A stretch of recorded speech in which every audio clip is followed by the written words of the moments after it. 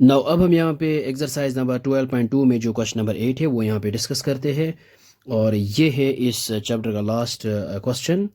और question number 8 है हमारे पास। ए spherical glass vessel has a cylindrical neck 8 centimeter long, 2 centimeter in diameter.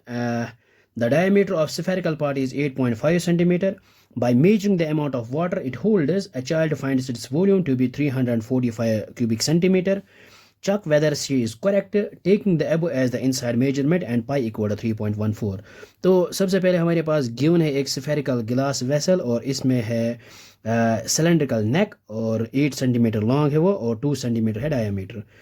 और ये जो है डायमीटर ऑफ स्फेरिकल पार्ट वो है 8.5 सेंटीमीटर। तो सबसे पहले हम यहाँ पे इसकी फिगर ड्रा करते हैं। मान लीजिए ये हमारे पास एक स्फेरिकल गिलास वेसल है और ये है सिलेंड्रिकल नेक और इसकी जो यहाँ पे लेंथ है वो है लॉन्ग 8 सेंटीमीटर और डायमीटर है 2 सेंटीमीटर। और इसके बाद जो है स्फेरिकल पार्ट और इसका जो है ये diameter which is equal 8.5 centimetre. और by measuring the amount of water it holds, तो इसमें कितना अमाउंट ऑफ वाटर ये होल्ड करेगा ये वेसल यानी ये स्फेरिकल गिलास वेसल। तो एक ने यहाँ पे फाइंड किया, एक चाइल्ड ने, उन्होंने कहा कि यहाँ पे इसमें इतना रहेगा यानी 345 cubic centimetre.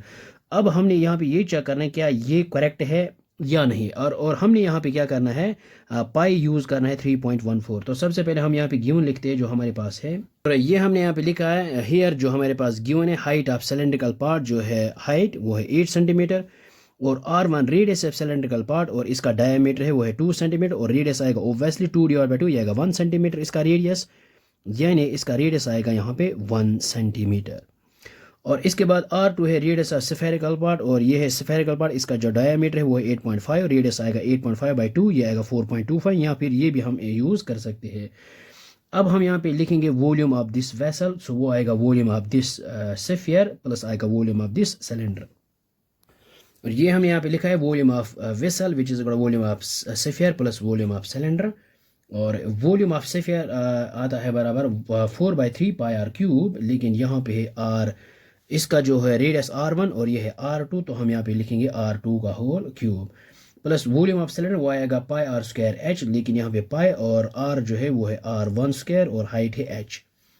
So which is equal to यहाँ पे हम क्या करेंगे, ये जो है 4/3 एज इट इज़ और पाई हमने यूज़ करना है यहाँ पे गिवन है ये है 3.14 इंटू R2 जो है रेडियस क्या है इसका 8.5/2, तो हम यहाँ पे ये यूज़ करेंगे 8.5/2, लेकिन यहाँ पे है होल क्यूब प्लस है यहाँ पे पाई की जगह 3.14 इंटू R1 है और ये है R1 है 1, सो 1 का होल स्क्वायर इंटू हाइट है यहाँ पे 8 और विच इज़ इक्वल ये आएगा यहाँ पे 4/3 एज इट इज़ और ये है 3.14 इंटू ये है 8.5 का होल क्यूब, तो इसको पहले एज इट इज़ लिखते हैं 8.5 का होल क्यूब, तो ये आएगा 2 का क्यूब, ये आएगा यहाँ पे 8 प्लस 3.14 इंटू 1 से क्या आएगा यही इंटू 8, सो ये आएगा 25.12 और यहाँ पे 4 और 4 आएगा 8, सो यहाँ पे 8.5 का क्यूब यानी 8.5 इंटू 8.5 इंटू 8.5 और मल्टीप्लाई करेंगे 3.14,